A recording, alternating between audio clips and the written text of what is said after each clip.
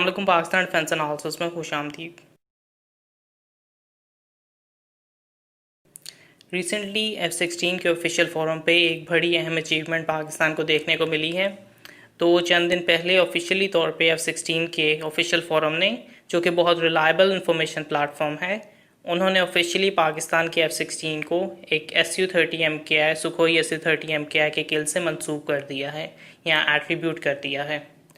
Unfortunately Indian foreign members के pressure की वजह से इसे हटा दिया गया है, लेकिन ये चीज़ कि F-16 का शायद सबसे रिलायबल और सबसे बड़ा ओसेंट प्लेटफॉर्म यानी ओपन सोर्स इंटेलिजेंस प्लेटफॉर्म, जिसमें बहुत से ऐसे लोग मौजूद हैं जिन्हों के डायरेक्टली बहुत से ममालिक के F-16 के हवाले से कनेक्शन मौजूद हैं,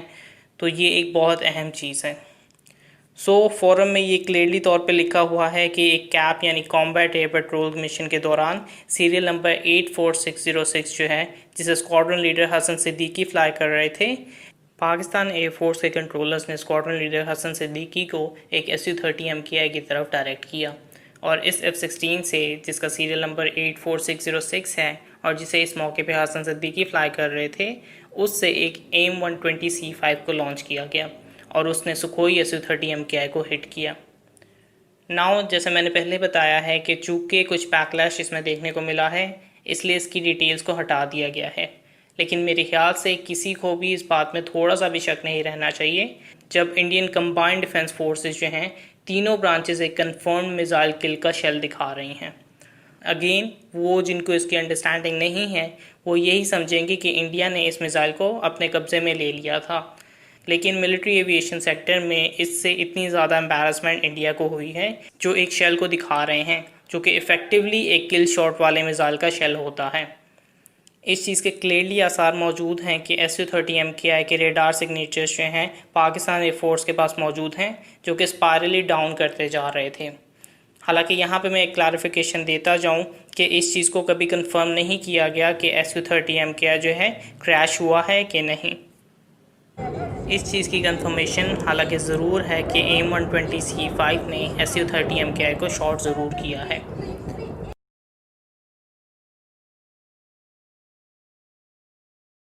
अब ये थोड़ा सा ऑफ टॉपिक है, लेकिन रिसेंटली Su-30 MKI के हवाले से जो इन्फॉर्मेशन सामने आई है वो इस कदर हैरानकुन है और इस चीज़ की जानिब मज़ीद इशारा है कि सिर्फ इंटरनेट पे ये स्टेट करने से कि X के पास जो है 400 किलोमीटर की रेंज का पेसर रेडार मौजूद है और R-77 है, तो वो F-16 को BVR में ही हरा देगा, जबकि हकीकत में ये नहीं है, बल्कि इंडियन ऑफिशियल लेवल भी इस हद तक क्लेम हो चुका है कि Su-30 MKI जो है वो F-16 के सामने कुछ भी नहीं कर सका था।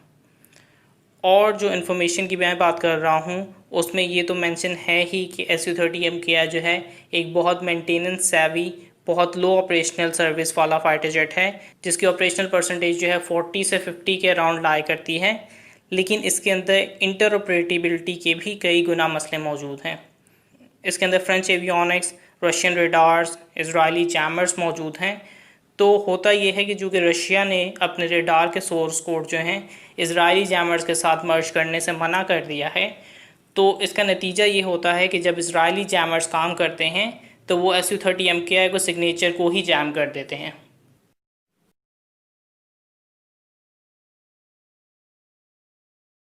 जहां इन मेंटेनेबिलिटी के इश्यूज़ में सबसे मेजर वजह जो है वो सुखोई Su-30 MKI के इंजन प्ले कर रहे हैं, जिसका हमें कुछ हद तक अंदाज़ा है,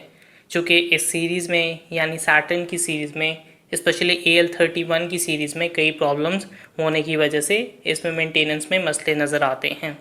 और इस चीज़ को खुद इंडियन एयरफोर्स ने भी रिपोर्ट किया है कि उनके सैटर्न AL-31F इंजन जो हैं उनमें उनको मसाइल का सामना रहता है, जिसकी वजह से उनको मेंटेनेंस चेक्स में फोर्स्ड रिविजन्स करना पड़ती हैं, यानी मजबूरी के तहत उनको इसकी मेंटेनेंस बहुत ज़्यादा करनी पड़ती है।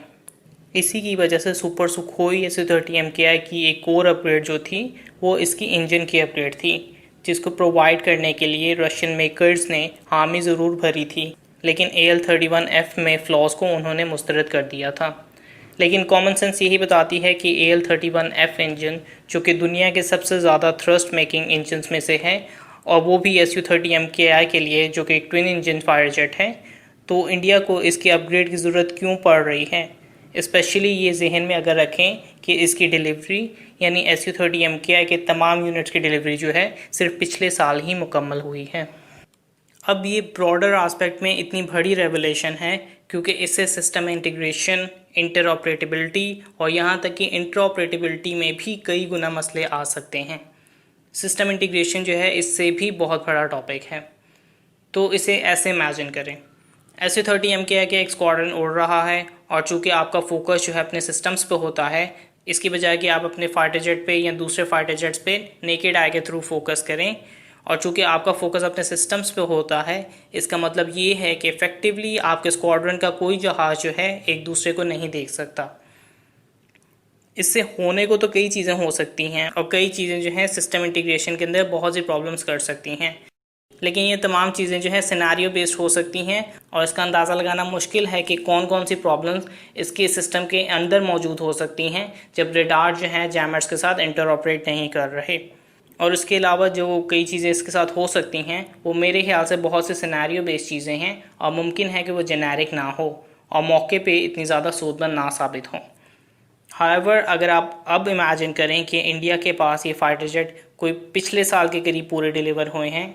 रफ़ाल शोर उनके पास मौजूद हैं लेकिन वो 36 की तादाद में मौजूद हैं, और सुखोई Su-30 MKI जो हैं उनके पास 276 के करीब उनके पास मौजूद हैं, जिनमें मेंटेनेंस और ऑपरेटिबिलिटी के मसाइल तो मौजूद रहते ही हैं। जिन फाइटर जेट्स को वो ऑपरेट कर रहे हैं उनमें सिस्टम इंटीग्रेशन, इंटर ऑपरेटिबिलिटी और इंटर ऑपरेटिबिलिटी के भी कई सारे मसाइल हो सकते हैं। और जहाँ तक ये चीज़ मैं स्टेट कर रहा हूँ, वहाँ जिस पॉडकास्ट में बताया गया था कि Su-30 MKI इन इटसेल्फ एक बहुत डिसेंट फाइटर जेट है, और मेरा भी ख्याल यही है कि ऑल्दो मुझे ज़रूर लगता है कि इसका साइज़ बहुत बड़ा है और इलेक्ट्रॉनिक वॉरफेयर सिस्टम्स के अंदर इस टाइम में ये आराम से डिटेक्ट हो जाएगा, और Su-34 फुल बैक जैसे फाइटर जेट या Su-35 की तरह इसमें एवियोनिक्स मौजूद नहीं है, और इसके साइज़ का अंदाज़ा जो है आप इस F-16 की पिक्चर के साथ लगा सकते हैं। तो आप एक दूसरे का अंदाज़ा लगा सकते हैं कि F-16 और Su-30 MKI के अंदर जो है या एज इन Su-30 के अंदर जो है साइज़ में कितनी बड़ी पैरिटी है। लेकिन for its purpose Sukhoi Su-30 जो है एक डिसेंट इनफ जेट है, लेकिन Su-30 MKI चूँकि एक मुख्तलिफ़ चीज़ों का मिक्सचर बन चुका है, इसलिए इसकी अपनी आइडेंटिटी भी कहीं ना कहीं लूज़ हो रही है। और गेस व्हाट, ऐसा कौन सा दूसरा फाइटर जेट मौजूद है जिसमें बिल्कुल इसी तरह के मसले मौजूद हो सकते हैं, जिसमें फ्रेंच एवियोनिक्स मौजूद हैं, इजराइल का एल्टा 2052 रेडार मौजूद है, रशियन मिसाइल्स उनमें मौजूद हैं, USA का इंजन उसमें लगा हुआ है, और वो एयरक्राफ्ट जो है जस्ट हैपन टू बी दुनिया के सबसे लाइट एयरक्राफ्ट्स में आता है, जिसमें मज़ीद कई सारी चीज़ों की इंटीग्रेशन अभी ऐड होनी है। तो पेपर वर्सेस रियलिटी वाले केस में भी उस फाइटर जेट में कुछ मसले हो सकते हैं।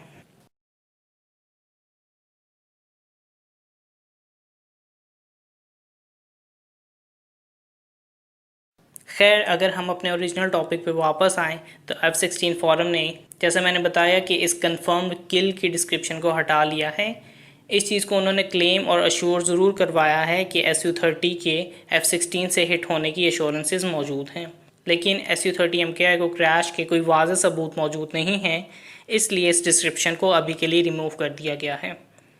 बेसिकली F-16 फोरम इस पूरे सिनेरियो को F-16 के Su-30 MKI के मिसाइल के हिट करने के तौर पे देख रहा है, लेकिन चूंकि इसको बैक करने के लिए OSINT पे यानी ओपन सोर्स इंटेलिजेंस पे, I repeat open source intelligence में ऐसे एविडेंस मौजूद नहीं हैं जो कि इस डिस्क्रिप्शन को बैक कर सकें। बहरहाल ये स्टेटमेंट जो है अगेन पाकिस्तान एयरफोर्स की स्टेटमेंट से मैच करती है, जिसमें Su-30 MKI को हिट कंफर्म किया गया था, लेकिन इस चीज़ की पॉसिबिलिटी भी सामने रखी गई थी कि Su-30 MKI चूँकि डुअल इंजन फाइटर जेट है और चूँकि साइज़ में बहुत बड़ा फाइटर जेट है कंपेयर टू F-16 जिसकी साइज़ पैरिटी जो है आप यहाँ पे देख सकते हैं, इसलिए Su-30 MKI जो है बावजूद हिट होने के स्ट्रगल करके वापस अपनी बेस तक पहुँच गया हो सकता है, और यही जो है इस पूरी डिस्कशन का कोर पॉइंट कंसिडर किया जा सकता है। लाइक वीडियो सब्सक्राइब, और अगर आपको कोई फीडबैक है तो कमेंट बॉक्स में जरूर डालिए। तब तक के लिए पीस आउट, पाकिस्तान जिंदाबाद।